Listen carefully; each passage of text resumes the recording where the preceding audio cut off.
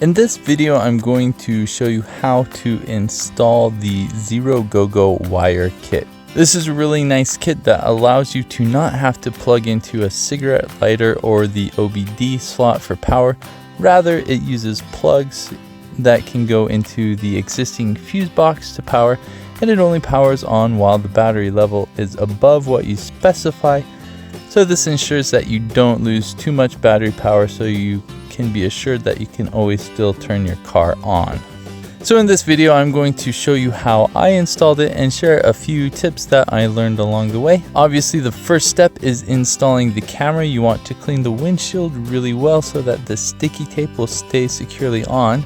Once you've done that, you can go ahead and remove the plastic covering from the camera and install it onto the windshield. Once the camera is mounted, you can install the power cords. Go ahead and set your Zero Go-Go power box to the voltage you want. The kit comes with different sizes of fuses, so this should work for just about whatever car or truck you have. Install the wire across the top of your windshield. There's a tool included with the Zero Go-Go camera that will help you pry open a spot for the wire to go. I have a Honda Civic and this was very easy to do, but obviously this will be slightly different for every make and model of car that you may have. The goal of this is to install the wire directly to your fuse box. You should be able to do this without exposing too much wire.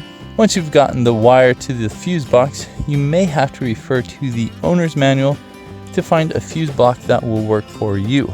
Okay, so this next part is important. Keep in mind that you will want to put this into a fuse block that is always on. For example, the power windows won't work because these are only powered on when the car is on. The interior lights, however, always have power going to them, so these might be some good options. For me, I ultimately ended up installing the fuse where the power side mirrors go. So in my car, the side power windows is apparently the HAC fuse. I had to Google this to figure this out. I guess HAC probably stands for something like hey a car. I have no idea. Anyhow, you can check whether or not you have the right fuse by testing the device before and then after you pull out the fuse. To get the fuse out, you can use the included tool. I found that this never really worked for me unless I got a flathead screwdriver and first kind of pried the fuse out a little bit. Once you have located the correct fuse, go ahead and remove it and plug in the included fuse wire that comes with the kit.